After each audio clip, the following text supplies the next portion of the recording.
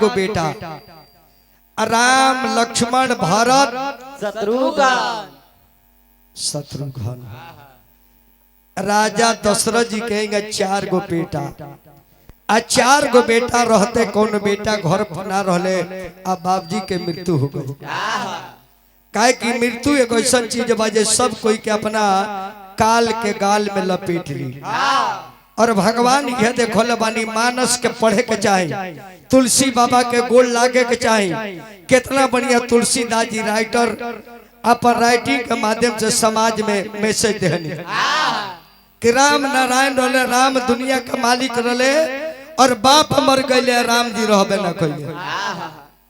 तो भगवान देखौले बानी कि जब हम ईश्वर होके अपना पिता के नहीं बजाओ तो दुनिया में केहू अपना बाप के राजा दशरथ जी एक दिन के बात हो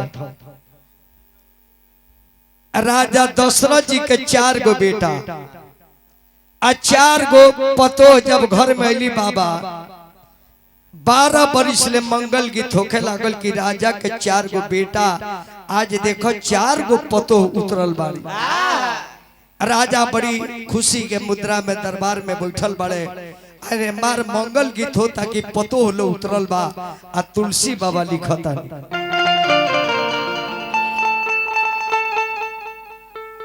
जब तेरा ब्याही घरी आए नवनीत मंगल मोद बधाए। जब ते राम ब्याही घर आए मंगल हेलो जब ते राम ब्याही घर आए आ नवनीत मंगल मोदे बधाए। राजा सुनो तार के सोहर गीत मंगल होता। दरबार में राजा बैठल बड़े सामने आईना लौकता शीशा शीशा में चेहरा देखता रहे माथा के मुकुट तनी टेढ़ हो गए रहे मिश्रा बाबा तो लगले माथवा के मुकुटवा के सोझ करे भाई एक बगल से उलटल है तो देखता जे कान के बाल सफेद हो गए बा। तो राजा लगले अनुमान करे कि कान के बाल के पाके के वजह का बा। ए वजह से विद्वान जे आदमी बा समय जब ओकर जाए के हो जाता भगवान से कहे चाहिए भगवान हमरा के समय से उठा लो चिपरी मत पथवाओ ना जी। अब राजा देखले कान के बाल सफेद तो अपना गुरु जी के घरे गए जाके कहले कि गुरु जी हमरा कान के बाल के पाके के कारण का बा। गुरु बसी जी कहनी के हे राजन अब तहर जाए के समय आ गई बा तू जिंदगी भर राजगद्दी पर बैठल बड़ो अभी राजगद्दी अपना बेटा लोग के सौंप आ जौन उम्र बाचल बा उम्र से कुछ भगवान के निमन काम कर लो। राजा इले दरबार में सारा अयोध्या के लोग के बटोरल गई और राजा दरबार में घोषणा कर कि काल अपना बेटा राम का हम राजगद्दी देख के जंगल में चल जाए। सारा लोग ताली बजा लगल कि राम जी राजा बनी है और बेसो कम करी ना महाराज बेसो तन और कम करी हल बेसो कम को के तन उठौले रहो। अब राजा के बात सुन के लोग ताली बजावे लागल कि राम राजा बने जाता रहे। लेकिन देवता लोग के बड़ी बाउर लागल कि राम राजा बन जाई है तो राक्षस के मृत्यु केगा हुई। अब देवता लोग के खलबली मच गई तो सारा देवता लोग मीटिंग क के माता शारदे के घेराव कई। माता शारदे के दरबार में देवता लोग कल की माई हमन के मदद करो। माई सरस्वती कल के देवता लोग कौन संकट बा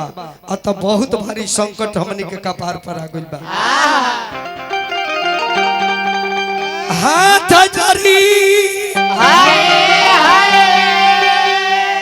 अरे पूजिले अरे चरानावा ए माई हो अरे सुनी ना बचावा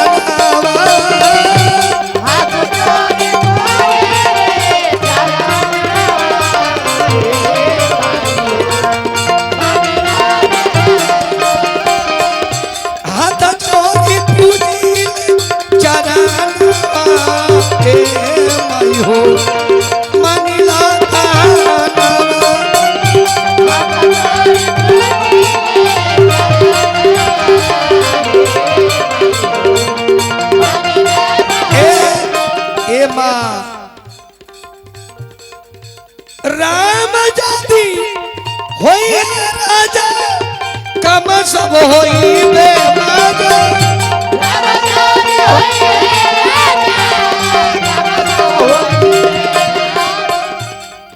राम यदि होई राजा काम सब होई बेमाजा कैसे होई अरे पोपियन के अरे मरानावा ए माता हो मनीला कहना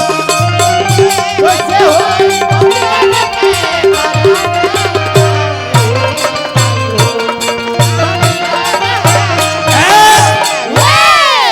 माता सरस्वती से देवता लोग विनती कल के हे माँ कोनो उपाय करो कि राम राजा ना बनो। माई सरस्वती कली के और सही काम करब जाना से समाज के कल्याण होको तब माता सरस्वती चलली आ के मंथरा के मती फेर देली अपनो पकलंक नहीं खिले सोचली कि डायरेक्ट हम मती मार दे तो समाज में लोग हमरा के कलंक लगाई तो दासी के मती मारे आ दासी रानी के कई के समझाई काम बिगड़ जाए काहे कि कई के बेटा गइल वालो मामा की हां आई बात जाके समझाई लौड़ी के रानी तार लइका लो मामा किया गइल बा आ राजा अपना लइकवा के न राजा बनाओ तरे एकरा बात मतलब का मन में बाउर बा मन में बाउर बा अब मंथरा के जमती मारतारी अब मंथरा गइल रानी के कई के लगे मैं का पर सब है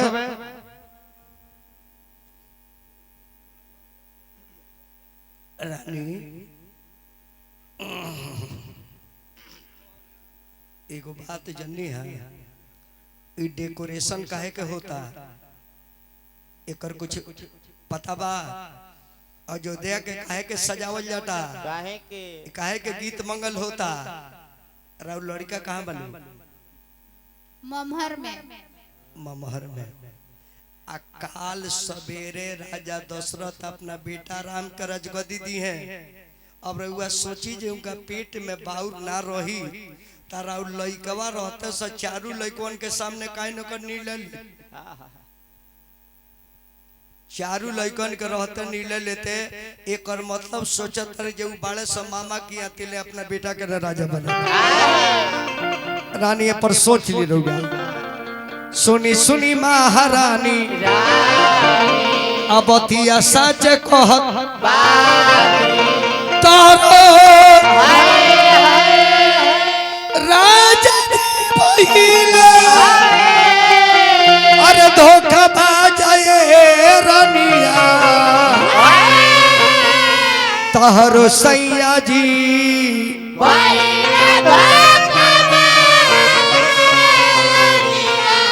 धोखाबाज बड़ कि ना कि राम के भाई मरला बाड़ी राजा जी के मतिया अरे जाने जाने कहली रानी तो ने करे ले बतिया राजा चलत अरे चाल तार बेटा गइल बा ननिहाल आई अपने राम के अरे जुआरा जाए रानिया तहरो सैया जी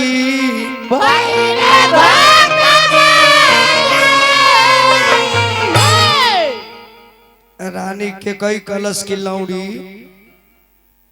जबान पताला लगा जेकरे थरिया में खाए के ओकरे थरिया में छेद करे के जेकरे घूरा बैठे के ओकरे घूरा में पानी डाले के पहले के लोग ई करत रहल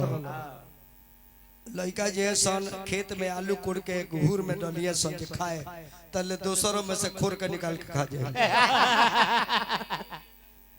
रौरा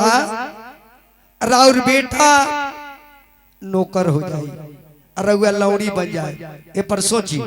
तो कहलस के कही जे जबान पर ताला लगाओ रानी बोला फाटकार अरे सुने लौड़ी बात हमार रानी बोले फाटकार अरे सुने लौड़ी बात हमार तले अब दिबिया उखाड़ खब मार कुबरो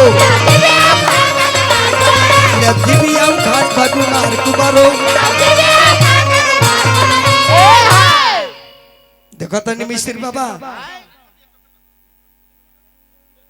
अरे जैसे हमारा राम वैसे भरत चारू बेटा हमरा होले से तोरा मतलब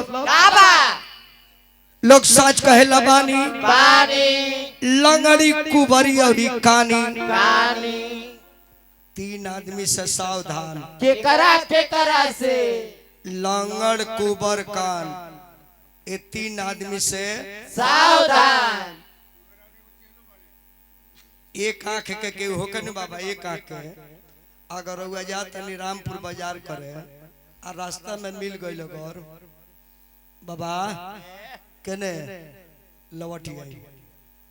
आके फिर एक गिलास पानी पी के कूला गलाली को के फिर जाए आ फिर यदि भेंटा जाता रास्ता में बाबा काहे लवट गई नहीं है वो दिन बाजार मत करी ना तो अगर एगो फेस गइल बार और दोनों फेस उड़ा लोग सच कहला बानी लंगड़ी कुबरी औरी एगो कुबर बारे से कुबर एक गो कुबर मेहरारू बाड़ी स के को नया नया पतो आवे लेन तब पहले कुबरिए जैसे मुंह देखे और मुंह देखे ना जाए पीन मारे जाली स जाइल बाड़ी चलता नहीं आइल बाड़ी ठेकोइता बो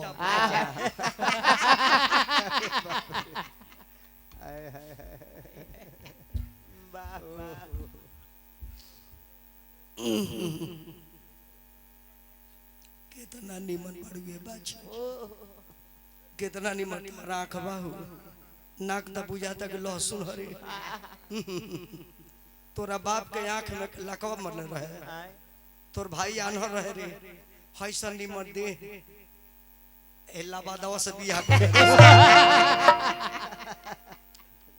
जा ठीक बा ठीक से रही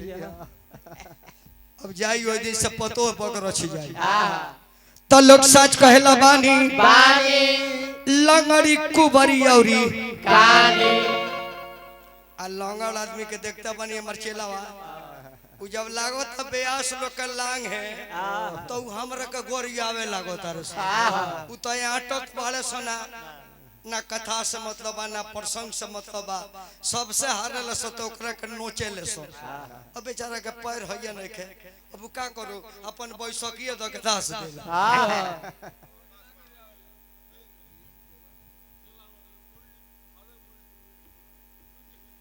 तो देख लियो कैसे सबे परेशान बनो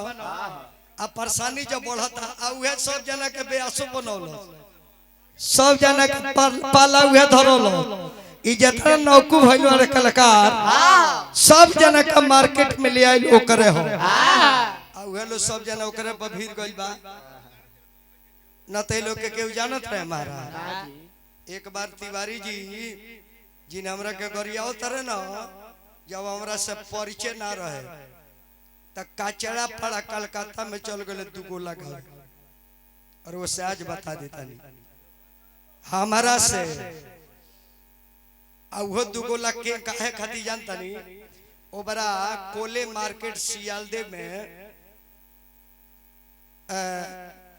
कालीकांत झा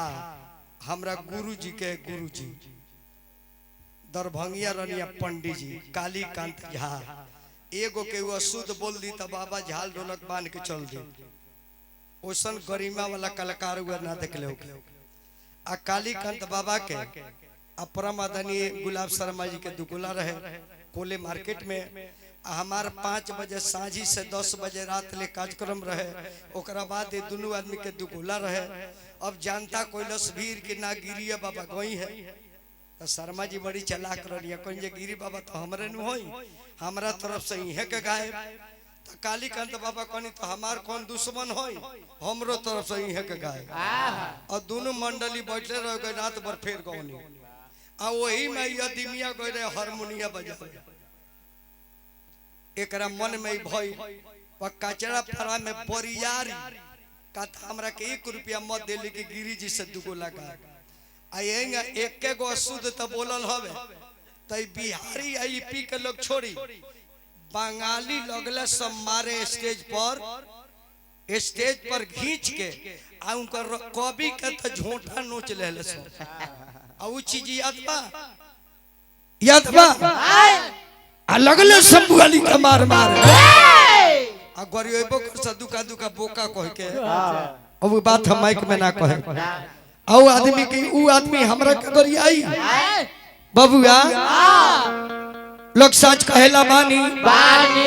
अरे लंगड़ी कुबरी और कानी आज देखी लंगड़ा से का भइल बा सबका भइल बा परेशानी भाई परेशानी खबू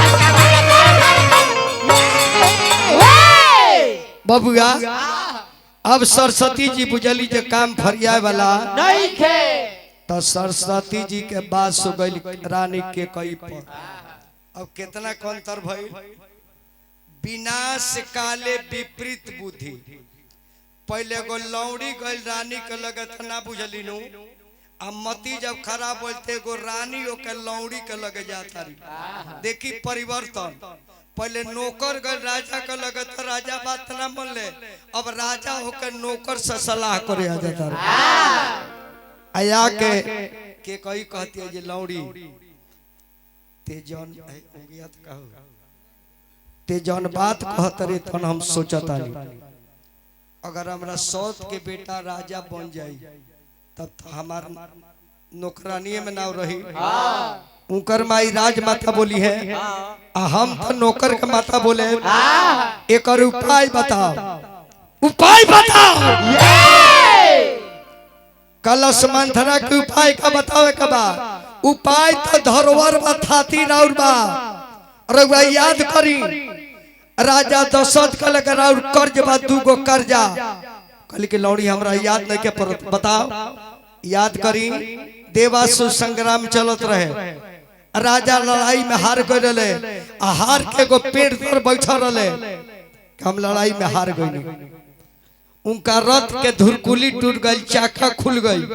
तरह अपन ओंगरी लगा के आ लड़ाई के जीतवा देनी राजा कली के कही तू जीतवला बड़ू कुछ वरदान मांगो मांगो और वह मंगनी तर दूगो बाकी बा ताज दूगो उहे मांग ली पहले का अपना बेटा का राजा बनवा दी उनका बेटा के जंगल में भेजवा दी मती तो फिर गई मंथरा का मथला से झूठ सच कथला से मंथरा का मथला से झूठ सच कथला से अरे तनिको न मन में विचार कली के कही अरे चूरी लाठी फोड़ देली लठ छितर आई लेली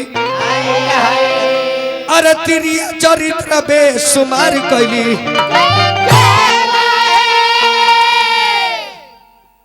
कलश की ठीक कहता रही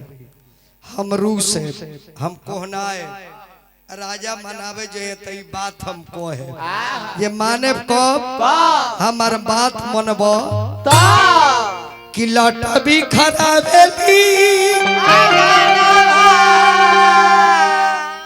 अरे लटा भी खराबेली उतार देलिए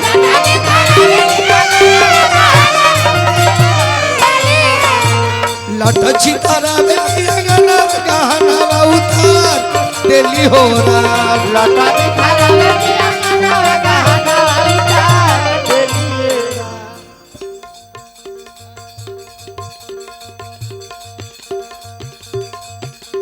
हल हल अरे लट भी खराब लिए गहना उतार देलिए राम लटा भी खराबेली अरे जाई के समली को भवनवा गहना उतार देलिए अरे जाई के समली काबले भी जंदर का गहना उतार देलिए राम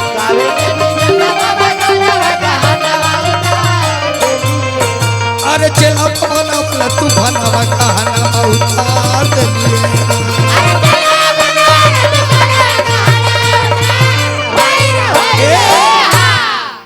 गहना गुड़िया खोल के फेंक देती नीमन साड़ी खोल देलो फाटल साड़ी डाइन के रूप बना के जाके कोप भवन में बैठ गई। आ कोप भवन ओकर नाम रहे रूसे वाला घर। पहले राजा महाराजा के एगो कोहनाए वाला घर होके राजा लोग के सब व्यवस्था नु रहे। कोनो में नृत्यांगना नाचतारी, कोनो में मीटिंग होता, कोनो में मन मनसाइन होता, कोनो में पर्स रखल बाड़ी सब। वो लोग के सुविधा वैसन बनाव रहे। एक गो घर रहे जाना घर में रानी लो जाओ तो राजा लो समझ जाए जे मेरा रूसल बाड़ी। अब एबरा कहाँ रूसा वाला घर बा, काहे वाला रूसा वाला घर बा। भाई बड़े 5 गो तो घर बा 2 गो, 3 जना चटिए में गेड़ के रहता।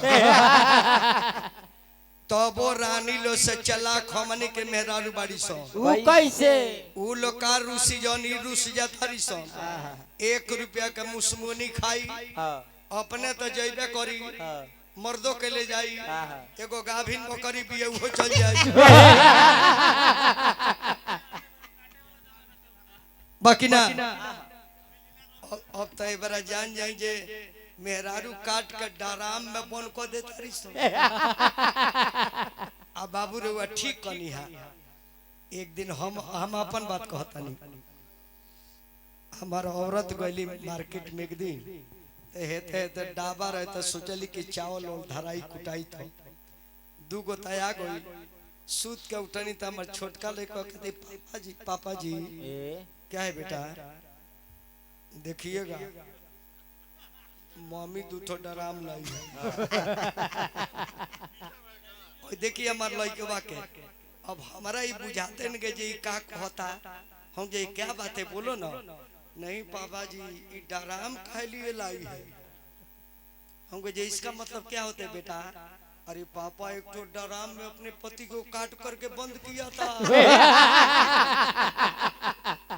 हमरा बड़ी हंसी आई तो हम कहे मारे बेटे तो पर बदमाशी करता है। कहता नहीं पापा मतलब हमें वो समझ में आ गया ये भी 2 पीस में बनाई। सही बात। अरे वह सही समय से बात पता नहीं है। तो मेहरारू एबरा के चलाक बाड़ी सनो, ऐसे मेहरारू से डेराए का बाबा बा। हरकेश तिवारी रुआ तोरी हरके कमजोर बानी भाई में अकेले बानी।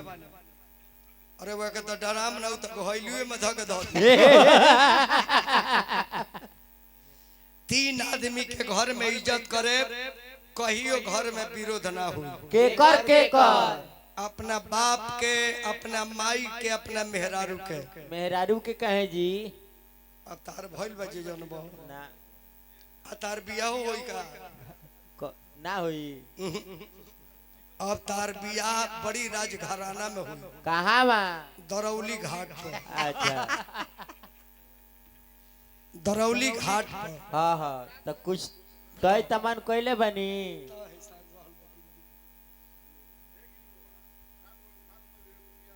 ना ना एक राजघराना में बियाह हुई बाबा। अच्छा बड़ी जमीन बाजियो जी। हाँ जी तो का दिलो आय बका दहेज में हाँ हाँ हाड़ी सेट बर्तन, अच्छा कफन सेट कपड़ा, अच्छा 85,000 रुपया नगद, हाँ 4 व्हीलर गाड़ी, हाँ 4 गो ड्राइवर सहित। अच्छा अब फर्नीचर के सामान तो इतना ढाई दिए सो अच्छा अंदाजा न मिली कौन के कुर्सी कौन के टेबल बनवाई। तो दूल्हा हम बन के जाए। हाँ दुल्हा बन के चलिए ताड़का पर जी बस जाइयो। तो रउआ चल चले तोर खानदान हो जी जाई। बाप के माई के मेहरारू की इज्जत करे के बा। बाप के इज्जत ऐसे करे के बा जेकर आईडी लेके घूमत हन कि फलाना के बेटा है, फलाना के बेटा है। बाप के आईडी लेके घूमत हन कि फलाना के बेटा है। आ माई के पूजा ऐसे करे के बा कि माई हमार दुनिया दिखा देलो। आ मेहरारू के पूजा ऐसे करे के बा कि मौगी दुनिया छोड़ के हमरा खातिर आ गई। माई दुनिया में ले आ देलस तो मौगी दुनिया के त्याग देलस।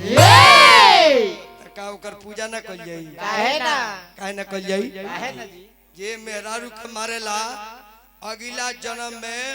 गोबर में के कीड़ा होला। मेरा रुके वो मारे ले वो क्वेश्चन भी है जे मरवावे ले वो कुली ब्यासना न बने का महाराज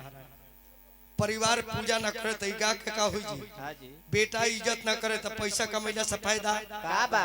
वो कुली ब्यास थोड़ी हम ना बाप के मारे ले सन बेटा उ संस्कार देले बरसो हमनी के बेटा तिवारी जी देखले बहनी ना जे हमरा दरवाजा पर जाके बैठ के देख एगो डोम के लड़का भी चल जाओ तो चाचा कह के प्रणाम करिए कि मेरे पिताजी के कोई मित्र है उसको जाति से कोई मतलब नहीं है संस्कार है झूठ बात नहीं करनी है ना जी और तो मार पिटा तेरे सन बेटे से अपतों से हैं अब जान ली कि कोई जाके कोना के बैठ गई राजा ये बात के नहीं खजानत के मेहरारू हमार रुसल बिया चार की सुन के बोल राजा ने खजानत के मेहरारू हमार रुसल बिया राजा के पता लगल जे मौगी कोहनाइल बिया तो गइले डेराते डेराते चक्रवर्ती सम्राट अयोध्यापति नरेश नारायण के बाप मेहरारू के रुसल सुनकर आगवा बढ़ते नहीं खो तुलसी बाबा लिखले बानी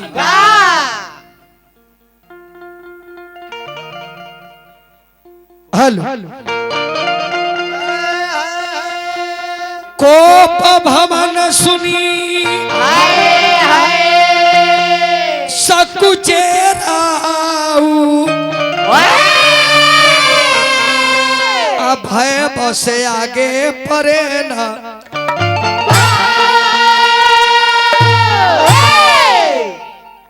कोप भवन सुनी सकुचे राऊ अभय बस आगे परे न भय के मारे आगे नहीं खन जा डेराते डेराते राजा गोइले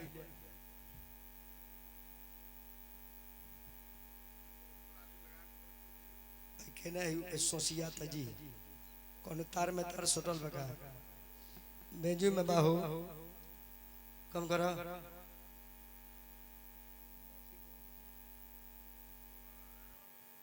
रानी ए इधर पूरा गरम भी रानी ई दशा का कोइले बाड़ी जेकर बेटा काल अयोध्या के राजा बनी ओकरा माई कहे दशा के कुछ बोलले बा के कुछ कहले बा के गोरियोले बा के मरले बा कहत कौना प्रजा के राजा बना दी कौना प्रजा के राज से बहरी निकाल दी कौना राजा के तू मुड़ी भैया कर मुड़ी काट दी रानी बोला कोना एक कारण बताओ किया तो के मरल रनिया किया गोरी आवाले हो किया तो के बोलल भी रही बोली हो किया तो के मरल रनिया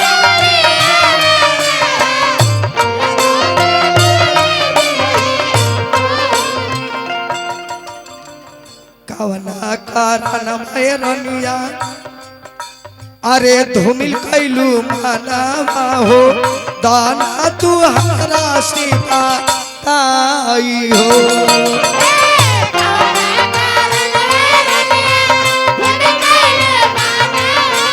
बोलो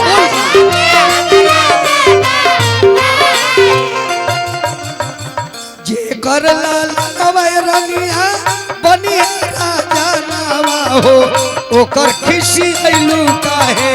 माई हो जे कर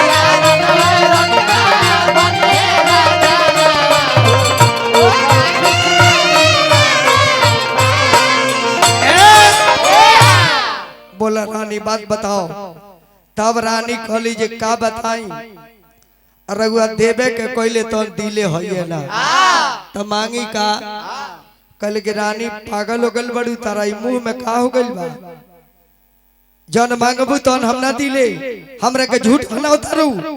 रघुकुल रीत सदा चली जाई प्राण जाए पर वचन न जाई अमो खानदान का राजा है रानी जाना खानदान का राजा हरिश्चंद्र जे डोम के घरे जाके नौकरी करे लगले और खानदान के तू राजा के कलंकित करता रू कलश के कही जे जब रहुआ सत्यवादी खानदान के होई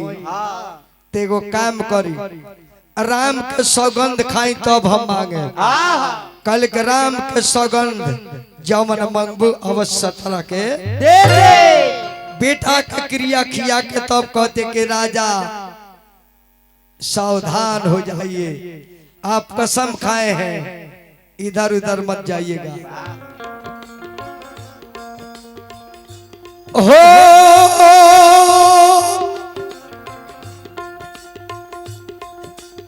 सोना प्राण प्रिय भावत जी का अति हुए की बरे भरत ही टीका पहल का वरदान दी कि हमार बेटा राजा बनो ओ यही बात कहती रुसल बाड़ू चारू बेटा तो हमरे हमें हम भरते का राजा बना दे तू भेष अपन बनाओ कल की दूसर का सुनी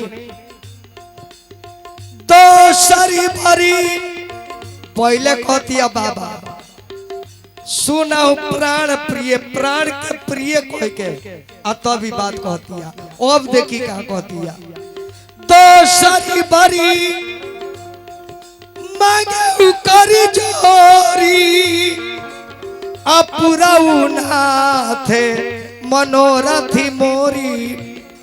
कर जोर के कहता नहीं दूसर का दीदी मांगा तापस भेष विशेष उदासी 14 बरस राम वनवासी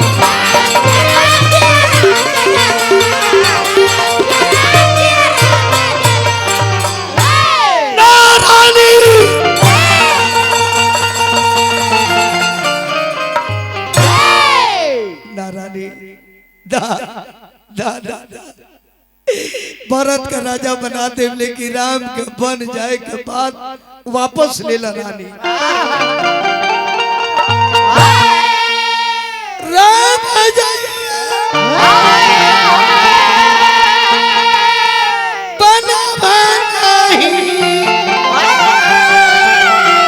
अरे पहुंची है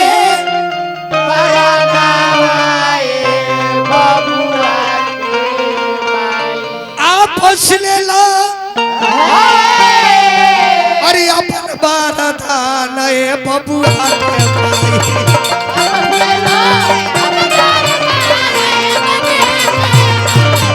आपस लेला अपन बारदान बबुआ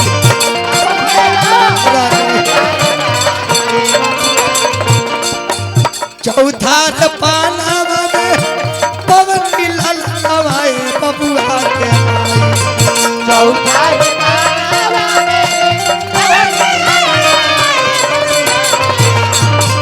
कोई सके तेजा भरा ए बबुआ के माई कोई सके तेजा भरा ए बबुआ के माई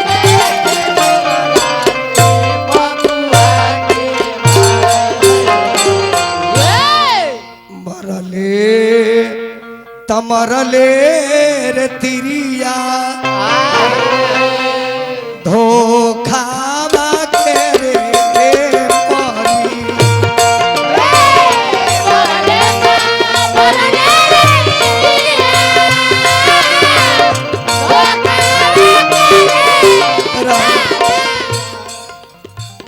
मोरले अरे मरले रे रानिया धोखा करे मरिया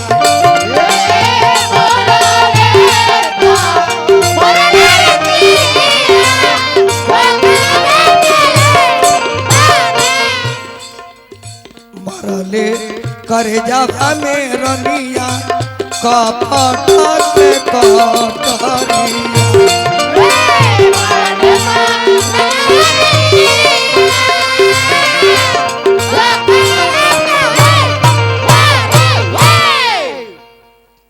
रानी के लगे राजा मूर्छित होके गिरल बड़े।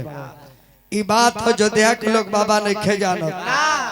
सबे मारने ने भीरल बकी राजा बनाओ राम के। इन राजा जाके को भन में रानी के पैर पर गिरल बड़े। इतना तक ले जलील मेहरारू कह दिलस राम के बाप के, राम के बाप के ये कह दिले कि मांगो मात गर्दन काट के तारा का हम दे देता। मांगो मात अब ही देहु तो ही राम बिरह जने मारसी राखो राम कर जही थी भाती। राम के अपन दास बना लो लेकिन जंगल में मत भेजो। राखहु राम अपन नौकर बना कर रानी राख लो।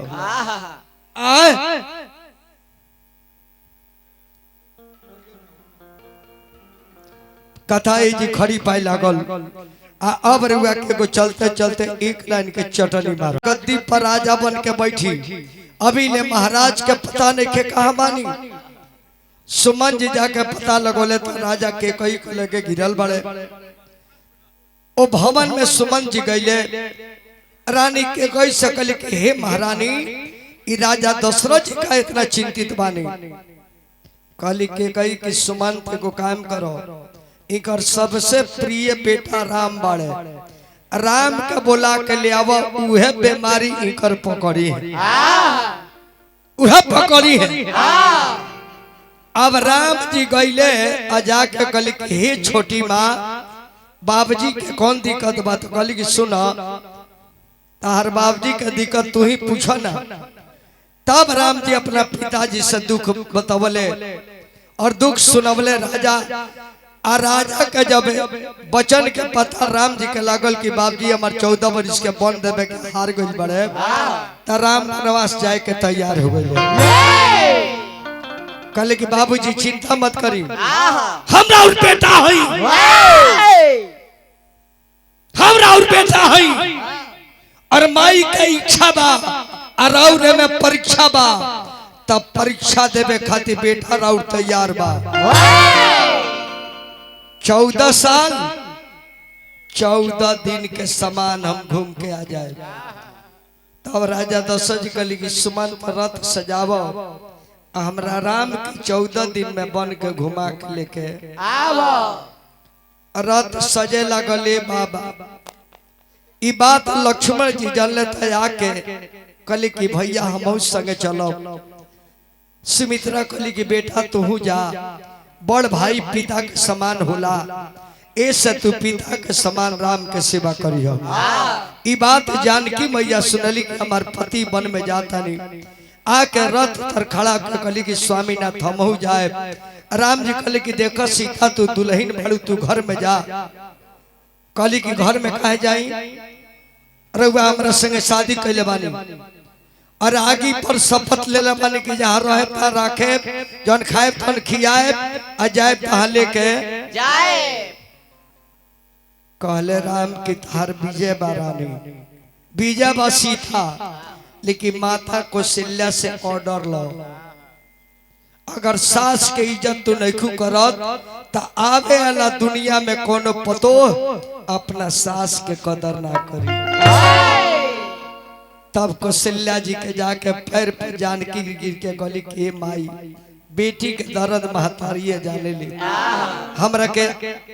आदेश दी कि अपना पति के सेवा में जाए। बढ़ाई दो। अरे हमारा घुमारा संगे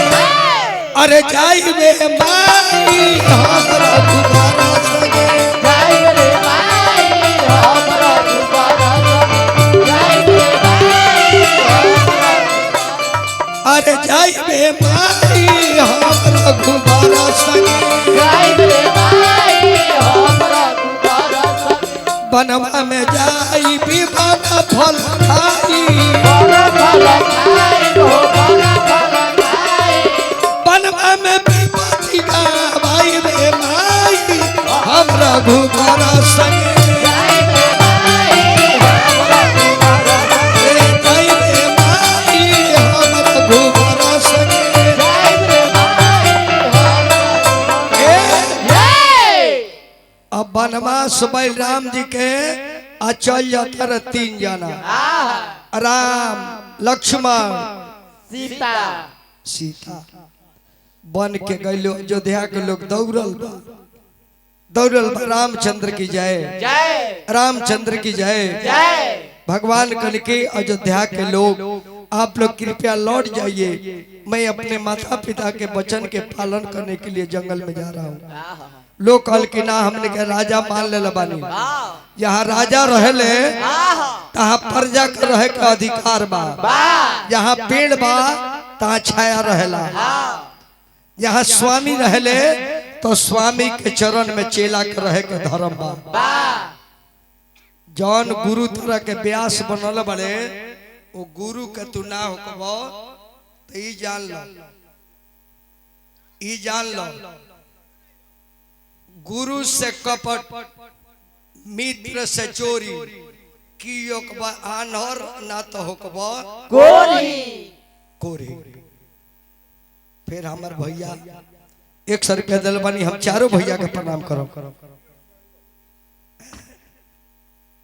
कजी। अभी फूट करवे देते हैं, अभी नंबरिया में हाथ निकल लागल, अब एक बाद 5 वाला में ढुक जाई। आजे बरो चाचा के नाम पर जौन लुटा दे लुटा दे बाबा, काहे कि 1 घंटा के बाद खाता नंबर क्लोज हो जाए, काल से कितनो दान दिया जाए व्यक्ति के नाम पर वो दान ना मिली।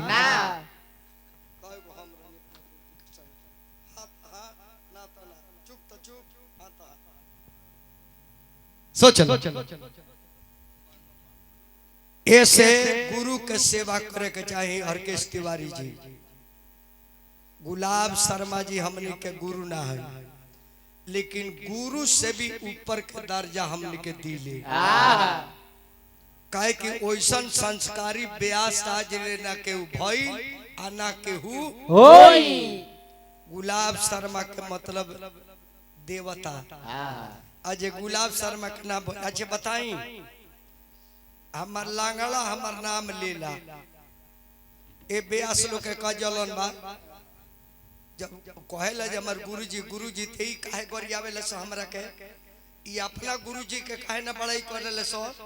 तो हनियो के अपना गुरु के करो सो। तो तू गुरु के बड़ाई ना करबो, गिरी के गरियाई करबो, हैं तू करो। वो गिरी जी के करता था, तू शर्मा जी के करो, तब नहीं जानती की तरह में संस्कार बा।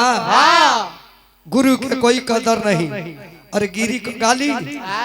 जा महादेव ध्यान दियो, काहे कि हम केहू के ना गरियाई ले ना मारी ले, हम तो कमजोर ब्यास। आज ले कोनो ब्यास के बाउर कहिली ना, हम तो कहले कि सब ब्यास लो हमार चेला हो, केहू भाई हो, केहू हमार गार्जियन हो, सबकर भला हो। आ तब हमारा ऐसा सीधवा आदमी के गरियब, भगवान तरह के कोरिए न फोरिए, ए जी भोगब ओहू जी भोगब। हाँ जी तपेसर भाई देखी ना, 5 साल खाती बुक बाड़े बारहमा जी की यहाँ सटा चलता, 5 बरिस सभी लागी। ओसन तो ब्यास के ना ये बरा के ब्यास लो 11 गरी भइल बा, हमनियो के देखल बनी ब्यास गिरी ना, हमनी के कहब से तपेसर भाई बो के हई बात, तो बेचारा सोची जे गिरी जी के मेहरारू में सारिन हो, ओकरो काम चल जाई, हमरो काम चल जाई। आयो बेबराई मेहरारू पर बड़ सही माई के गोरिया होता है, बताई का समय हो गई। तपेसर भाई मरल ना रहते बाबा, बिहार के व्यवस्था हुआ देलो। अब बिहार में दारू बन भइल कब चौहान भइल चल गइल, तो ओकरा पहले बन हो गए रही त नाम हुआ रही। यह राउर देवरिया जिला हो, बैकुंठपुर न बनवे बाबू साहब बहुत सबे बा, और दिन में कार्यक्रम रहे फरवरी महीना में। देवरिया जिला के लड़का लोग पढ़ के मेरिट ले आई रहे, तब विद्यार्थी लोग के स्वागत समारोह रख रहे दिन में। जाने में बनारस के कुली टीचर महा मुहिम लोग आई रहे, गोरखपुर के आई रहे, लखनऊ के आई रहे, और वही दिन में हम हमें तपेश्वर भाई के संग गई रहे। उनकरा बोल रहे जॉन्डिस, हमार गाड़ी आगे के चलता तो तनी 1 किलोमीटर फरक रहस। फिर फोन करिए कहाँ बड़ा और तनी महाराज जी तनी लघु शंका कर। आधा घंटा हो गई तो जाके देखो तनी लघु शंका ना शंका मरा था। हम कहे हो तेरा जब जॉन्डिस बोल तो कहे पिया तरह कहली कि बाबा दारू कहाँ पिया तनी बियारवा से तनी आराम मिलता। हम कहते बियारवा तो औरी लेके बढ़ जाइए औरी लेके बढ़ जाइए। गोरखपुर लेके गनी सही बाबा भाई हमार मुगल ना रहे।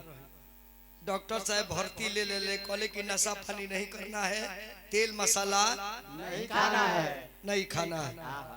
आई जवान मरे के बेरा का खाता कबूतर। तब कहता प्रोग्राम में गुरुजी रउआ भले हमरा खिसिया जाइले कबूतर और बड़ी बॉल पड़ता। हम कहे ई कौन डॉक्टर बतौल सर अब तो डायरेक्ट ले जाई। जान जाई भैया हमारे यही फरवरी में गेहूं बुआई रहे मर गए। अब मरला के बाद दरुइया बंद हो गए। कुकुर से निवेदन में कृपया न भौंके। इकोने मतलब भाई खाइयो ले लो अगर ये करबो। हाल ऐसा चौहान भाई की आत्मा के शांति मिले। परमात्मा से निवेदन उनका बाल बच्चा सुखी संपन्न रहे। यहाँ रहस तपेश्वर भाई हंसत मुस्कुरात भगवान के दरबार में रहो। राम का वनवास हो गई, राम वन में चल गए। तमसा नदी के किनार पर रथ खड़ा बा। कल की सारथी सुमंत जी रथ को रोका जाए। और हे अयोध्यावासी लोग आप लोग कृपया विश्राम करें और सुबह में हम लोग पार करेंगे। भगवान ऐसा माया रचनी की सारा अयोध्या के लोग सुत गई। देखो जय राम जी होने विश्राम करता नहीं, जानकी हो दे बाड़ी, लक्ष्मण है दे बाड़े, सब लोग सुत गई। जब सब लोग सुत जाता तो भगवान कन की सुमंत जी रथ आगे बढ़ाई। कहले कि रथ आगे बढ़ाई। महाराज का आदेश बा कि 14 दिन में वन घुमा के लेके आ जाइयो। हम रथ लेके आगे कहाँ बढ़ाई। कहले कि सुमन जी बात हमर मान जाए। बरबसी राम सुमंती पठायो आया पसुर सरी तीर चली। बरबस राम सुमंत पठायो आ पसुर सरी तीर चली। रथ लवट गई। आ तीनों प्राणी उतर के सुरसरी के तट पर खड़ा हो गए। सोचा तारे कि नाय लोकते नहीं खे। मलाह लोक राजा रल निषाद राजगु देखले जे भगवान तीनों प्राणी खड़ा बानी घाट पर। कहे घटवार ए भला ए भला अरे घाट के कर रे। निषाद राज कल के हाँ महाराज। अरे है देख घाट पर के आई बा। केवट जब राम जी के देखा तो ओ जेकरा के 3 जन्म से खोजत नहीं उ व्यक्ति हमरा घाट पर बतौर दे आवत मलाहा आ नैया खोल के आ लेकर एक्सप्रेस को देता। भगवान कहे मला है तो नैया पर बैठौले चलो उ सुना था उ लेके पार बा। तीर से पुकारे घुरैया हो।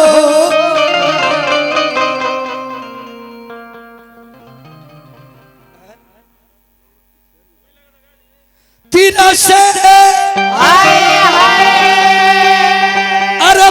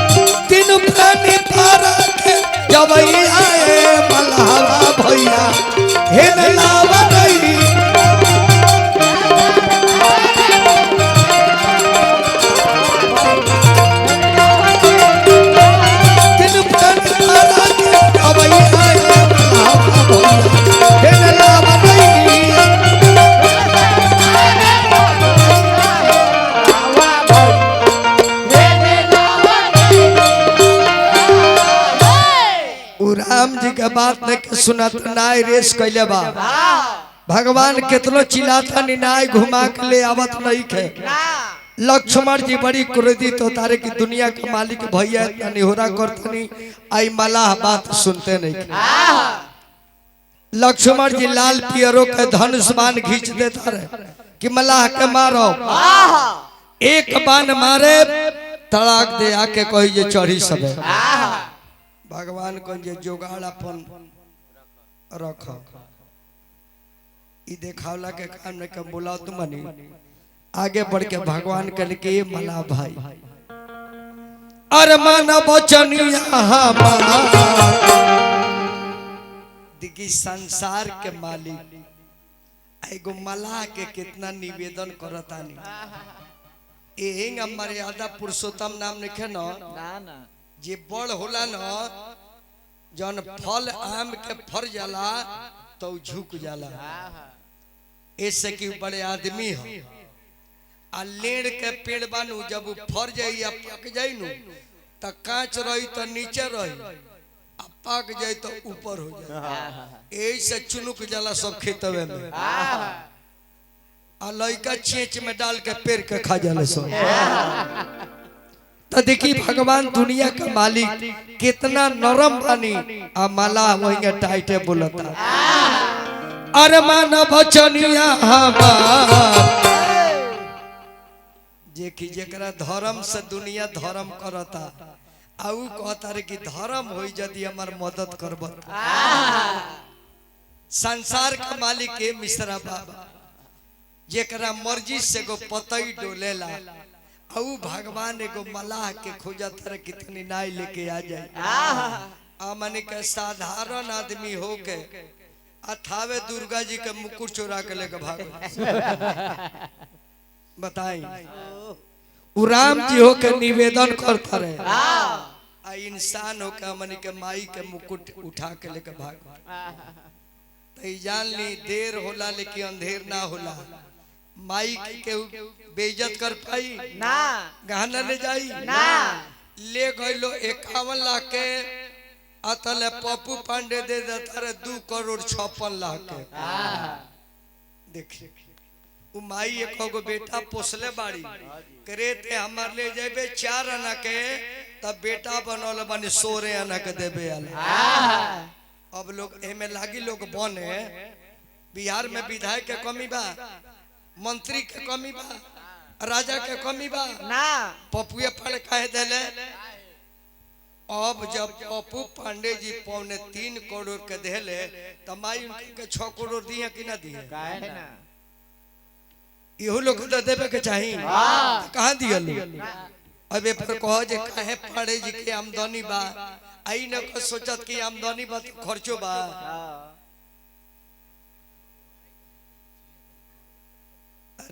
राजकुमार भाई के मेहरारू के छेनी हथौड़ी भूला गइल बा वहां के लगे छेनी हथौड़ी कहां बजी फिर अब अंकुर बाबा गुलाब शर्मा चैनल के माध्यम से अंकुर बाबा हमारा पुरस्कार दिल बानी बाबा के गोल लगतानी गुलाब शर्मा के कोटि कोटि प्रणाम बा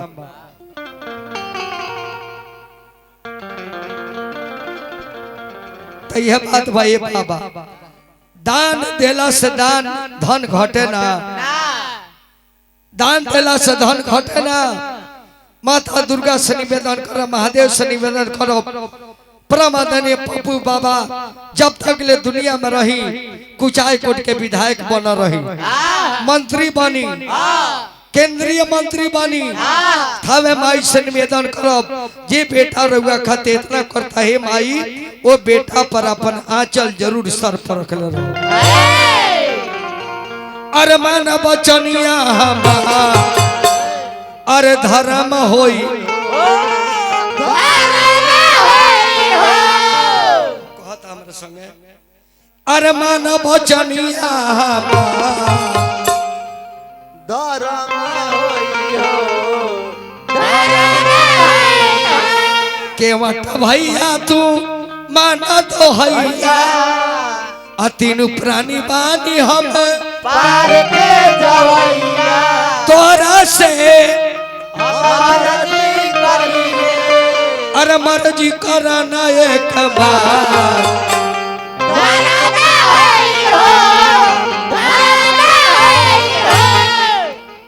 मला के भगवान के बात बड़ी निमन लागल। एगो भईबा गरम बा लेकिन एगो भईबा ठीक बा मलावा करत का बा नैया वही कगरी एगो लोहा के खपचरा होला ओकरा के पनिया में फेंक देता नैया रुक जाती है रसरी में बांध देता आ बिना नैया के दौड़ल चलिया होता काहे के लिखल बा मांगी नाम न कीमत आना कहीं तुम्हारे मरम में जाना। अबे जी देखी कितना शंका बा लक्ष्मण को तर के भैया ई का कहता जी मरम में जाना ये हमन के मरम जानता अब भगवान कर के लक्ष्मण चलाक के लगे चलाकी करब त धरा जइबो सोच ल जई कितना पहुंचल बा मांगी नाव न कीमत आना कहीं तुम्हार मरम में जाना। कहते रे लक्ष्मण जी कौन मरम हमने के जाने लो अत ढेर मोबिया मत हम जानत नहीं की एकरा पहले तार भैया विष्णु रले विष्णु आई तार भाभी बाड़ी ई लक्ष्मी रली आ तू बरा शेष नाग रलो क्षीर सागर में यहाँ के सैन करत रहनी आम बरा कछुआ बन के गनी गोड़वा छुए दर्शन करे तो फोफिया देल तो भाग गनी आज बोबी अबल की भागे बना वही बेरा के धोखा खोले बानी थार आज हम ना मानो कहते जे सुन ली अगर नाई पे चढ़े के बा तो हमरा नाई के तरफ आगे मत बड़ी ओनिए रहिलो ओनिए दूर रही नजरी आई थी दूर रही नजरी आई थी अरे कथा बा कन्हैया हरि जी अरे कथा बा कन्हैया हरि जी हम नारी ना बनाई थी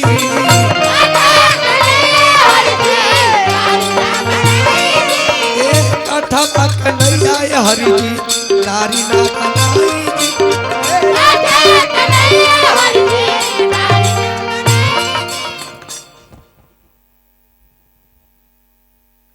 के बड़े बाबू पढ़नाती पढ़े लनू कौन क्लास में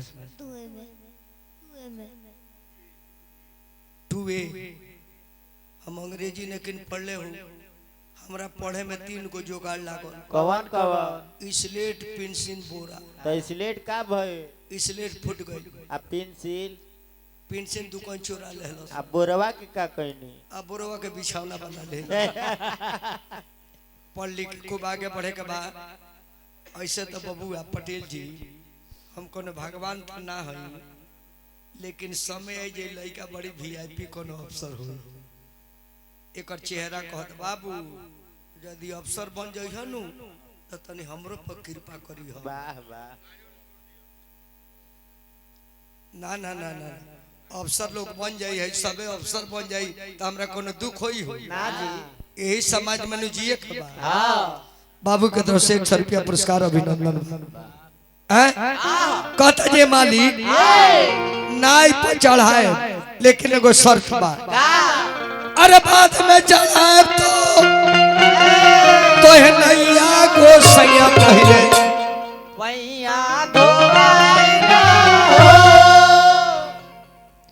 फिर बड़ भैया अब देखी तो 100 से 200 पर गई अब 500 पहुंचाई अलावा अरे बाद में चढ़ाए तो ये नैया गो सैया पहले पैया धोआएगा बाद में चढ़ाए नैया गो सैया पहले पैया धोआएगा न थे मालिक नहीं बन जाई नारी बुरबक बन भारी नहीं बन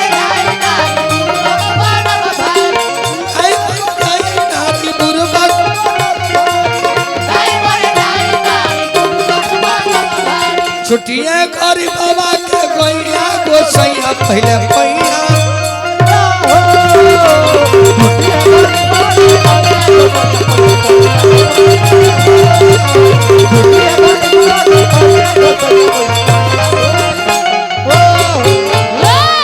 भगवान कल के मलाह को काम करो प्रेम लपेटल अरे सुन के मत के बनिया के अरे सिया के पिया के हुल से लजिया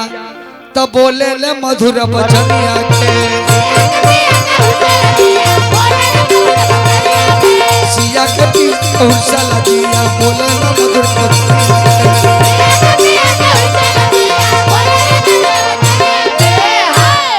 एक के मत तू जल्दी ले आव भारी अरे कहे गिरी की भीरी तू आव धोला न हरि के चरणी कहे गिरी की भीरी तू आव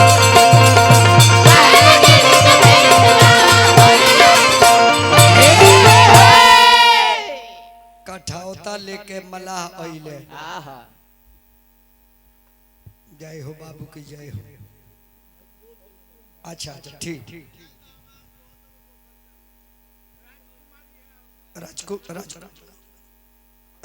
राजकुमार भाई के छेनी तोरी बोलल बा राजकुमार ड्राइवर के छेनी हथौरी भुला गइल बा उनके मेहरारू खोजा तारी गुमसुम हो गइल बा गुम हो गइल बना राउर छेनिया तोरिया भुलाइल बा कि उनकर भुलाइल बा ना ना उनकर निहाय भुलाइल बा और राउर छेनिया तोरी खोजता ओकरा के लाल करी पहले इहो आनंद राजकुमार भाई बड़ी रउआ महान व्यक्ति बानी के रउआ नाम लेला से आनंद मिला था तो रउआ आदमी नहीं की रउआ परमानंद वाली भगवान करी के मलाह चरण धोवा लेके हमरा के पार कठौता लेके मलाह अइले आके सामने ना कठौता लेके मलाह अइले हरकेश बाबा आ गंगा जी में जाके कठौता के मलमल के धुआता रे अब गंगा जी सोचत रे कि धन हमला भगवान के पैर पे घारे जाता रे अब भगवान हमरा के पार करे वाला बानी तो काहे न करे कठौतिये में घुस जाई जे भगवान के चरनिया हमरे ऊपर पड़ जाई तो कठौतिये में गंगा जी घुस जाता रे ऐसा लोग कहला कि मन रही चांगा तो कठौती में गंगा बहुत देरी से बोले तू मन रही चांगा तो कठौती में गंगा अब गंगा जी कठौती में पड़ल बड़ी अब मलाह चरण के धुआ तारे पिया तारे कहते रे कि हमहू एगो बानी दुनिया के मालिक आज यहाँ के हम ब्रेक लगा दिल बानी आ चरण धोला के बाद मलाह कहते रे भगवान रोकी आ जाकर नैया के लेके आवता आ कलश की भगवान आई लक्ष्मण जी जानकी जी आ तीनों आदमी के बैठा के अब पतवार उठा के डांड मारे लागल आ अब राम जी से दोस्ती बढ़ावे लागल कि अवधा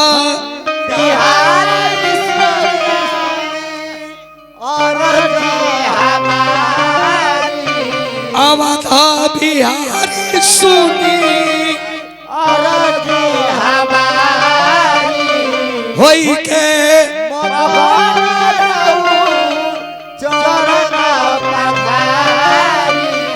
लेके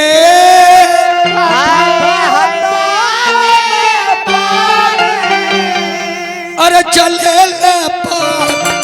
आहर तीनों प्राणी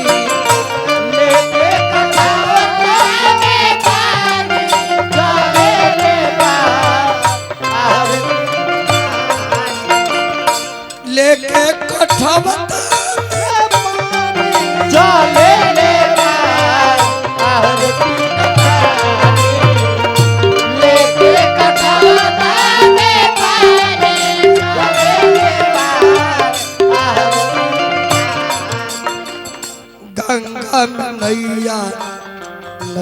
में दोनों भैया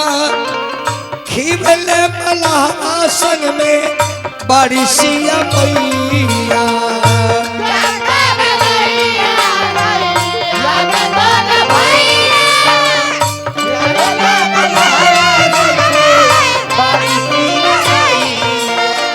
दिलबा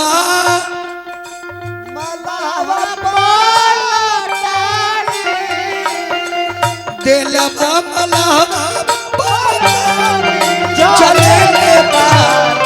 आहर तीन प्राण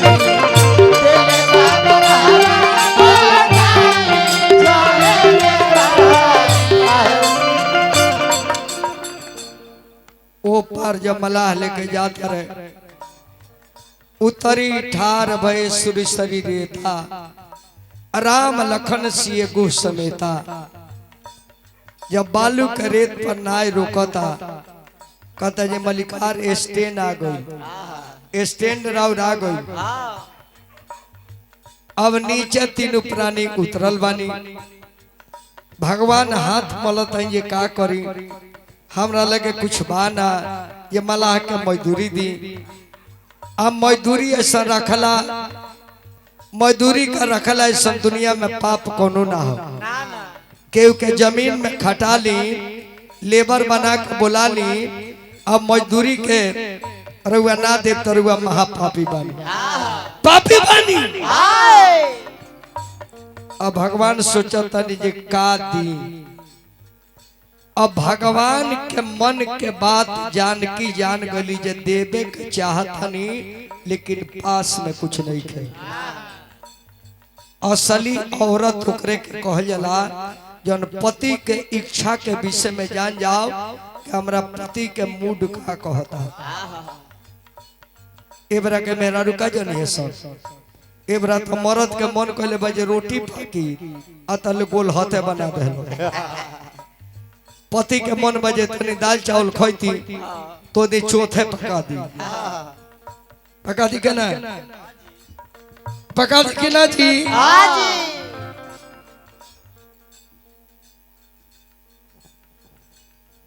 बाबा के गोड़ लगता नहीं दुनिया में एगो यह चीज बा बाबा भूख लगे तो अनाज के मांग के ना खाई लेकिन करोड़पतियों हुई तो कहे भाई साहब थोड़ा हाथ पसारे के पड़ी यह चीज बाजे मांग एक बार बाबा हम बॉम्बे से प्लेन से चलनी दमदम कलकत्ता हम अपना सीटवा पर बैठने ले बगलों में एगो सेठ बैठा रहे मार गहना पेला रहे 5 लाख के हम नहीं कहता ईपी बिहार के खोचड़ आदमी प्लेन में तो चुनौती जाला ना हम दुखिली बना के एगो कागज में ममोर के बगल में धो ले कहने के हम ईपी बिहार के आदमी हैं ये प्लेन में थूकेंगे आ तड़ाक दे आगे ओ में ये रह जाना खाना खाई जाला हाँ बनाओ नहीं आ घींचा नहीं आ ओठ में धोनी आ पेड़ निकाल के एगो पाना में को के भीतर ठेल दे आ तले सेठवा देख लेता कहता हेलो सर थोड़ा हम कहे हमरो से महावी के मांगत है मांगे के पड़ जाई यह चीज में मंगवा दी उतरी ठार में सुर शरीरे राम लखन सिए समेता सीता जी सोचली जे हमार स्वामी कुछ देवे के चाहते हैं लेकिन पास में बाना कहली जे रउआ ने कुछ लेके नहीं किया लेकिन हम तो आभूषण पहले मानी ना अंगूरी से मुनरी निकारे सिया सुनरी दिल्ली उतराई जाबा ओह पार उतारी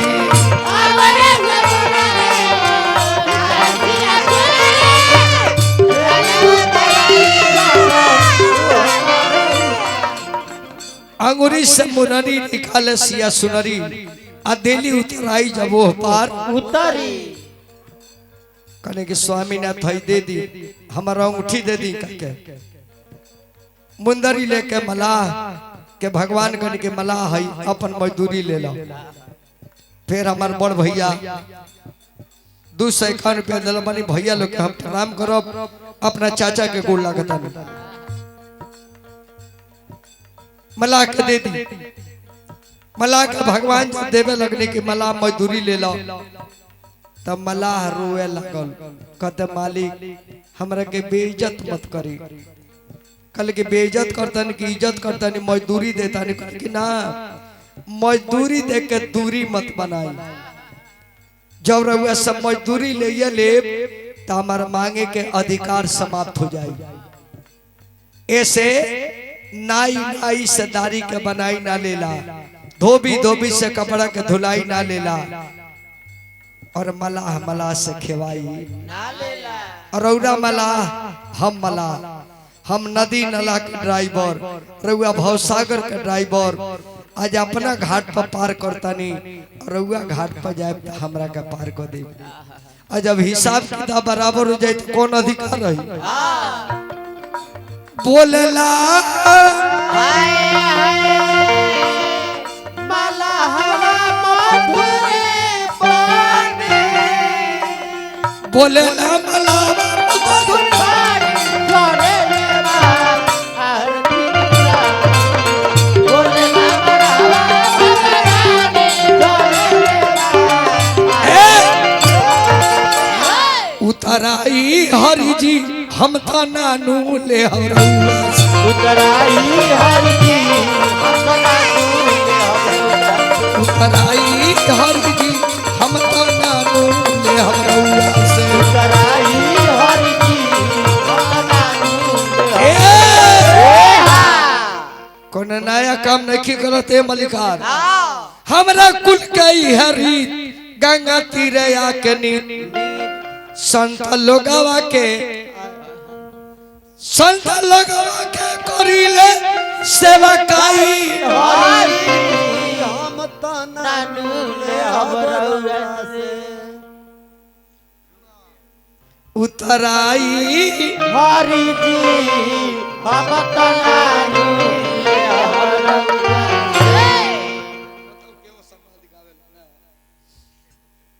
तब मला पैर पर गिर के कहता जे मालिक यदि मजदूरी देवे के बा एगो चीज हमरा के दे दी जाना घाट से पार होता नहीं जैया जंगल से लौटे ते गरीब के घाट से पार होके और एक दिन हमरा किया विश्राम कर लेब न तो हम समझ जाब जे हमरा सब मजदूरी मिल गई गोड़ पर गिर के कहेला कहेला मल्हारा अरे चरनिया में गिर के अरे ही रही है हरि जी अरे ही रही आई हाय हरि जी अरे बनवा से फिर के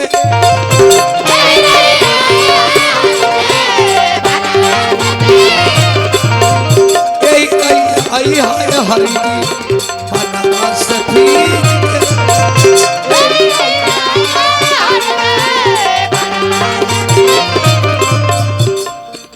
भगवान जन निहोरा करल मने ओकरे कदी क्षमा प्रार्थी बानी हमन के सीधा जात है सीधा है सीधा बोली गंगा जी के तीर के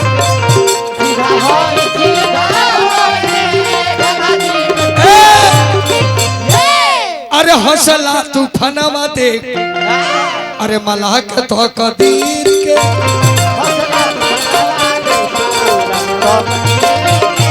हौसला तूफानवा देख मलाह के तो कदीर के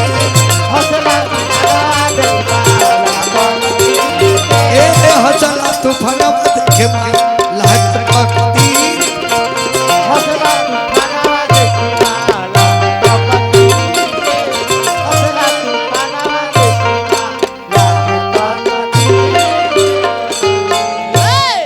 ऐसा लोग कहला कि भक्त वत्सल भगवान की जय। अब 14 वर्ष के वनवास बा अब मला कहता कि मजदूरी हमार तबे ले एक दिन खाती हमरा किया रउआ रोके के पड़ी तो 14 वर्ष में एक दिन अपना बापो माई के बात काट के मलाह किया विश्राम करे के पड़ गई। यही से लोग कहला कि भक्त के बस में भगवान रहिले रहिले। यह बात संत लोग कहिले कि भक्त के बस में भगवान रहिले। अब उन्हें भगवान चल गनी ओह पार। सुमंत जी रथ लेके आ जाते रहे अयोध्या में। शाम के अले रथ लेके, शाम के दिन में ना, ये दिन में जाए तो लोग से जवाब देवे के पड़ी कि राम जी कहाँ बढ़े। जौन लड़का मैच हार जाले सब मैच खेले जाले सब मैच हार जाले से तक किरिन डूबेला तब घरे आवेले से सवेरे लोग कहले रे मैचवा भहुए का भहुए आ तो ड्रो हो गए बारिश आ गए ना जीत जाले से तो दिन में जय हो करते आवेले से। अब सुमन जी दरबार में पहुंचल बड़े। राजा दशरथ जी कहने की सुमन राम कहाँ बड़े। कहले के महाराज मत पूछल जा। कहते बचन आए राजा जी अनिकाले ला पारा।